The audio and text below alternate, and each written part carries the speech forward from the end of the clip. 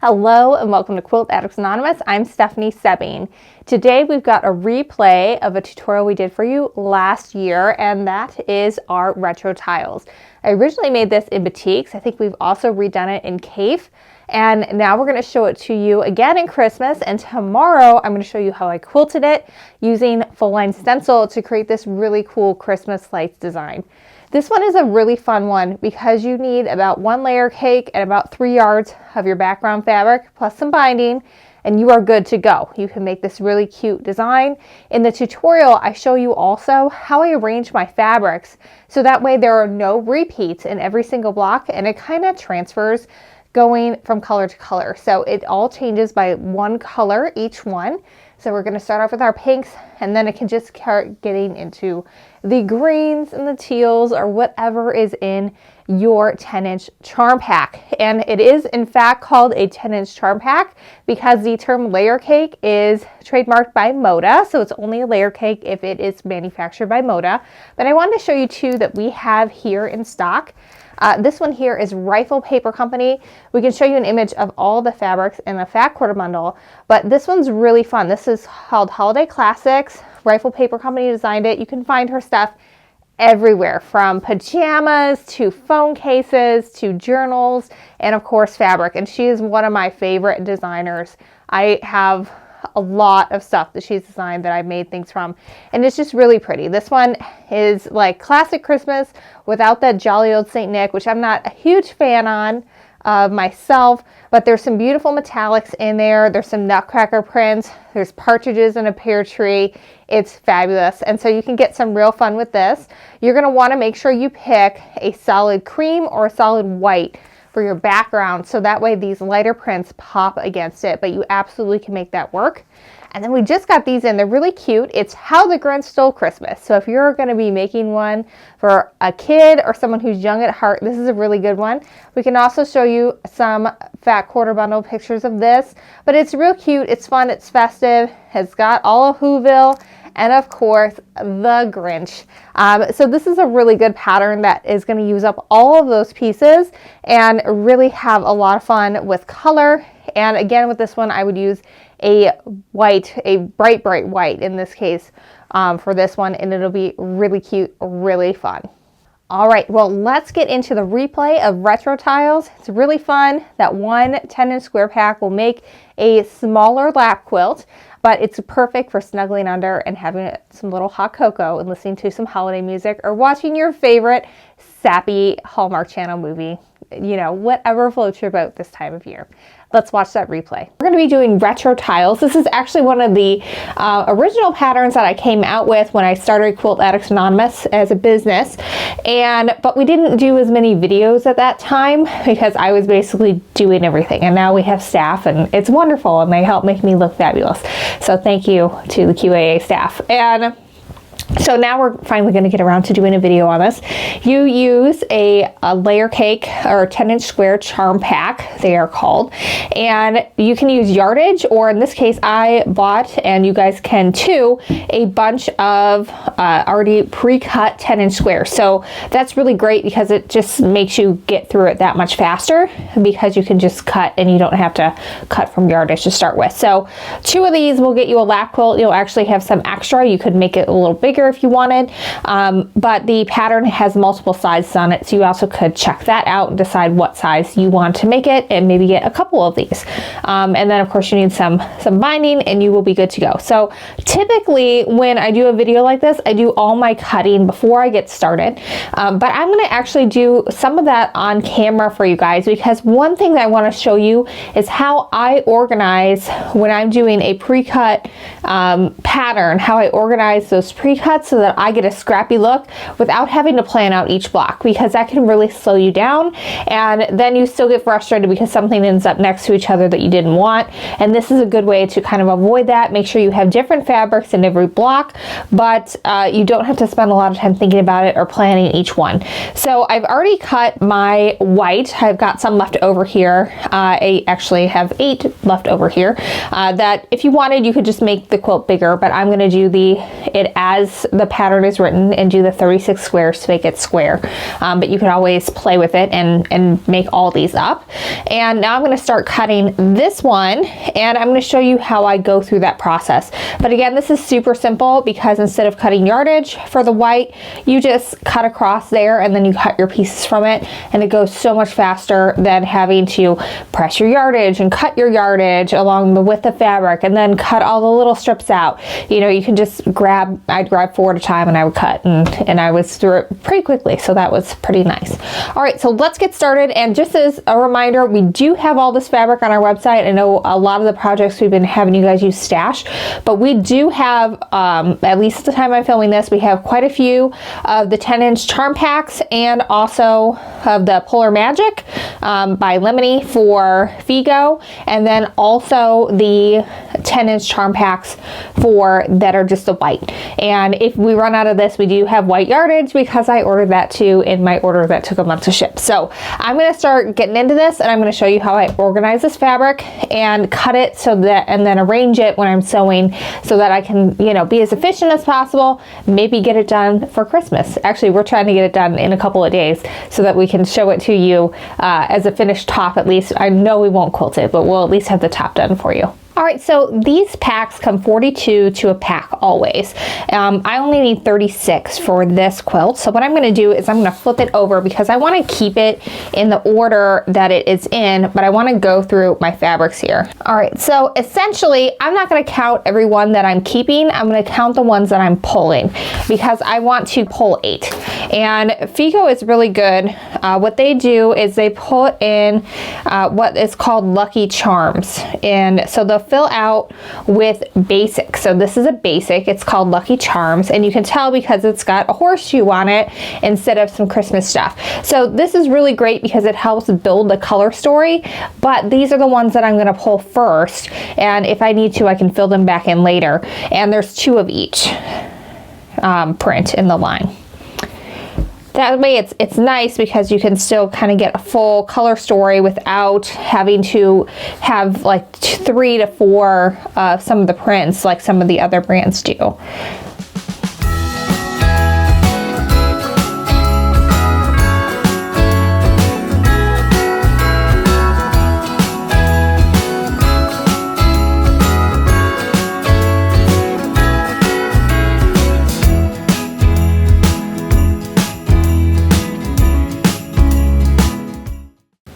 All right, so I've got 1 solid in here. I am gonna keep that because I've already pulled 4 that had the print on it, and the color works, but the print is just not quite what I want it to be since I have some that I can pull out. This is also good, you know, if you just have a fabric that you're just not in love with, or it's one of those lines where you have like 3 of a print, you can pull out the ones that you have a lot of and then keep the rest. So I'm gonna set these aside. We can save these and use them for another project, just not this one. All right, so I'm gonna flip this over one more time because I wanna keep this in order as I'm cutting it, and you'll see how I do that. So I'm gonna just move that to the side and get out my cutting mat, and I'm gonna start cutting these. All right, so to make this go faster, what I'm gonna do is I'm gonna grab 4 of these at a time to cut all at once.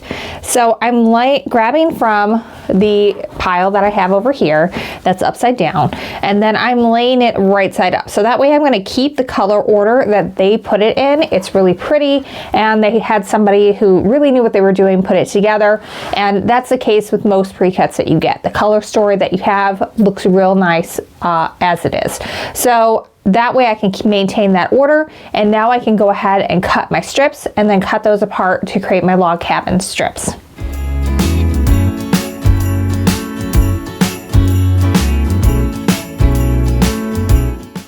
All right, so the cutting instructions for this are in the pattern to go with it. Again, it's called Retro Tiles. You can get a paper copy or a downloadable PDF on our website, shop.quiltaddictsanonymous.com. I'm not going to give you the measurements that you need to cut to because they're included in there. And if you've appreciated all the free tutorials and project ideas we gave you, we would love it if you said thanks and got the pattern from us.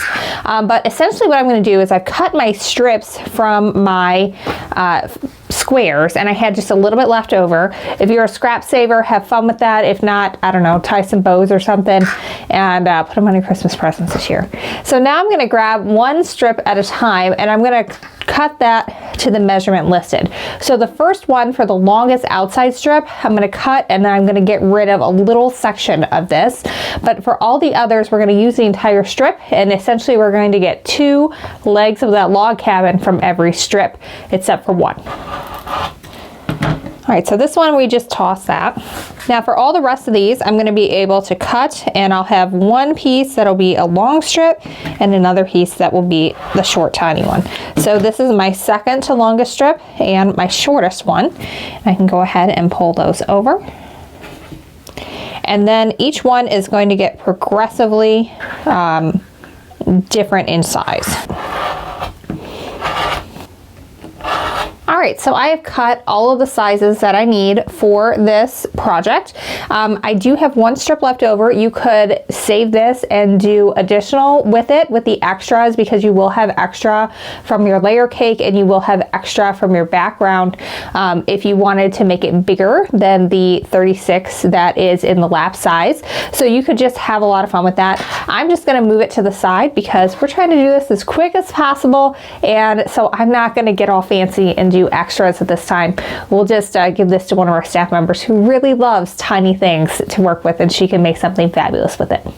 All right, so I'm just going to keep going with that process. And what I just do is I'll bring this over so you can see I've still got this one upside down. And so what I do is I just line that up, and I'll line it up with that 0-inch mark and with an inch line on my ruler. That way I can use the measurements on my mat to cut. I don't have to move anything. And I can then just lay down 2 more on top of that. And I'm just going to keep going, cutting 4 of these at a time, and cutting the 5 strips that I need and cutting those apart for my block. And I will keep going until I've made it through my entire stack of 36 for the lap size version, and then I will be ready to sew this together. So we'll have some more tips on how I keep this organized to keep it nice and scrappy when we start sewing, but I really wanted to take a little bit extra time to show this to you, because this way I'm going to be able to maintain the order that it came in, so that way it's going to make it easier when I start sewing it together to have that scrappy look without planning and fussing a lot to make sure that it is perfect to start with. So I did a little bit of basic math wrong. I actually only needed to remove 6. So what I'm doing is I'm pulling back that dark green horseshoe print because the print is really small. So from a distance, you're gonna see the color more than you will everything else. And I think a little bit more dark green than this quilt will be fantastic. So I'm gonna go ahead and give this a cut with my last piece from here. And then I'm gonna put it back in the order of where it normally should be with the other dark greens of the line. All right, so that took me about 40 minutes to cut through the 36 strips that I needed for this quilt, or the 36 10-inch squares. And that seems like a lot of time, but if I would have to cut all the yardage first and then cross cut everything, it would have taken much longer, and it also would have I would not have had as much variety. So this is a great way to do it. It makes it a lot faster. So essentially between that and then cutting my white, I probably am like an hour and 15 minutes into this project, and I already have all my pieces cut for a lap size quilt. And they're not large pieces. They're skinny pieces. So that's a lot to do, and it really is very efficient. All right, so now I'm going to show you how I arrange these in order to get it to change color gradually without having to think about it when you're working. All right, so all I'm going to sew on camera today is going to be the inner circle, because once you know how to do the inner circle, you've got everything else covered. So I'm going to show you the entire bit. We'll speed it up for the actual sewing part so you can see how this works. But here's how I arrange this. What I'll do is I'll start out where I've got that last fabric all on top with everything. Then what I'm going to do is I'm going to take that first fabric and I'm going to move it to the bottom of my stack. And then for this next one, I'm going to take the top 2 fabrics, that teal solid, and I'm going to move those to the bottom of my stack. And I would keep moving, you know, going. The next one would be the top 3, so that way whatever is underneath here would be in the next one.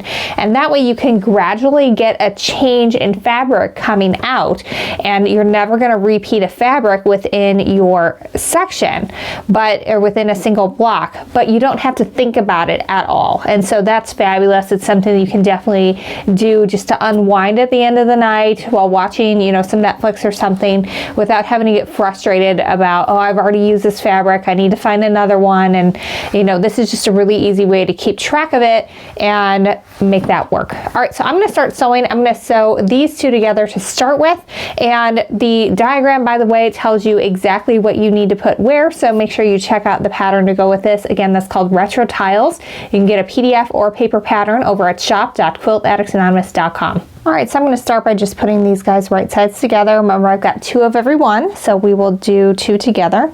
And I don't pin this. I might in some of the longer ones, but for right now, I'm just going to arrange them right sides together and sew. And a really great way to make this go super, super fast is going to be to chain piece these. So I'm going to go ahead and grab my second one, get those arranged with my corners nice and lined up, and then you just lift up your presser foot, slide it under, and sew.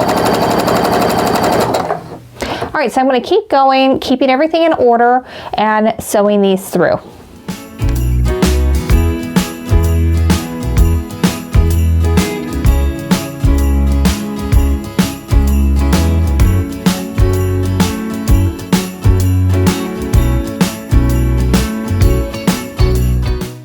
All right, so I finished sewing and I have my chain of pieces together. So what I'm going to do is I'm going to start cutting these apart, and I'm making sure to stack them. I'm not being super neat, but I am making sure that they are in order, because I want to maintain that color change, so that way it's going to be nice when we put everything together. All right, so I've got my stack, and as you can see, I've got my top fabric that I started with on top here, and I want that to be on top when I'm done. So if I take this and I start pressing it and I just start stacking it up, I'm going to have everything upside down when I go to sew again. So the easiest way to do that without having to go through and restack everything is just to flip it over and start with your, in this case, dark greens on the bottom, but whatever's at the bottom, you're going to press that first, and then we're going to lay it back down right in the center. Now, I may have written this pattern before I decided to press everything open. So if that's the case, ignore that, pressing anything to the side, and press it open instead. You're going to get a much better block in the end if you do it that way. Since these backgrounds came from different manufacturers, you can see there's a slight change in size between my ones here. Don't worry about that. You can absolutely ease it in as you are working. All right, so I'm going to start my stack and making sure that my print fabric is facing the prints and my background is facing the background.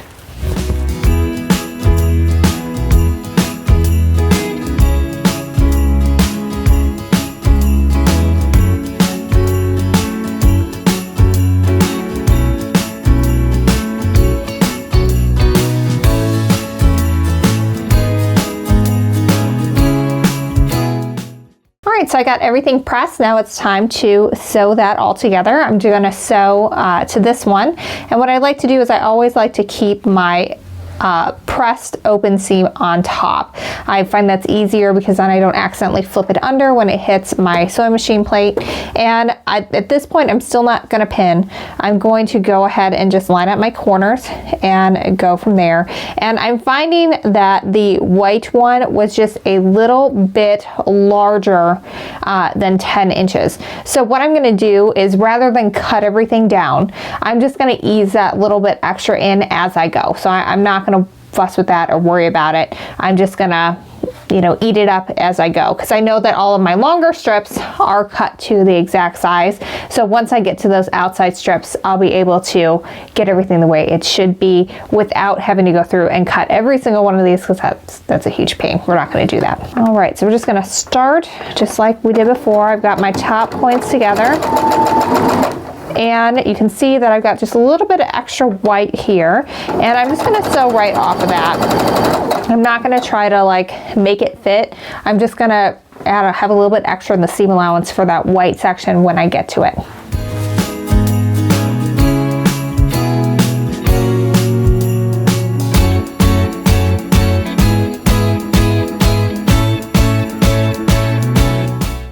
All right, so just like before, I'm go ahead and cutting everything apart and keeping it in order and stacking it on top of one another. All right, so I finished my stack, and this light one that is on the top is currently on the top, but just like before, if I were to just start pressing in this order, everything would be out of order when I go to start sewing it again.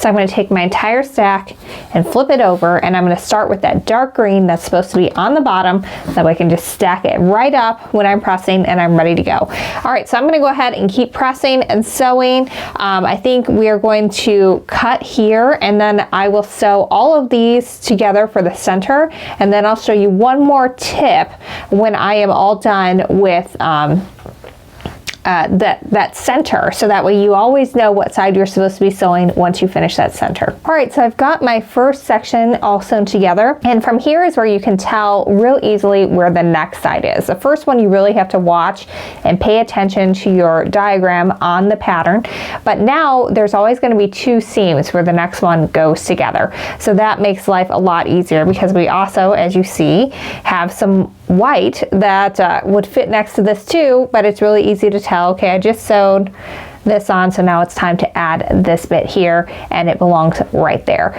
So it just makes life a lot easier once you can tell what's what, and you can see that everything is changing up just the way it's supposed to. We haven't repeated anything yet, so I'm just going to go ahead and pull out the next two that would be going around here. And so what I would do is, we've already seen this one and this one, and we've seen this fa la la over there. So I'm going to grab that, and we'll just rotate those to the bottom, keep them in order, and they will just it will just continue to change as it goes, and with almost no effort from you. It's just really simple, really easy to get really scrappy, really beautiful coordinated results without a lot of fuss or thinking too hard about it. Well, I hope you've enjoyed this tutorial. It is called Retro Tiles. It's a log cabin, but it's set in a modern setting, which makes it fun. And just remember, we do have, at least at the time that I'm filming this, we have the Polar Magic 10-inch square packs, as well as the 10-inch square packs of the white that you can get as well to make this go super fast, and maybe you can actually finish it for this holiday season. I'm going to see if I can. We'll see. I think I'm going to be taking a little bit of time off after doing this huge long series. It would take a couple of days at least to maybe do a few things for fun for me and my girls. So I hope you've enjoyed this. Make sure to check out our website, shop.quiltaddictsanonymous.com. You can sign up for emails there, and you will send you a 10% off coupon code you can use on your first purchase. And make sure you're also subscribed to our channel if you've enjoyed this series, because we post weekly video tutorials for you guys. We might try to do some bonus ones in the new year, and we'll just see. You know, we've got some fun things going. 2021 hopefully will be a lot better than 2020. So we've had a lot of fun. We still do have some videos planned for you for the end of this year. So stay tuned, and until next week, happy quilting.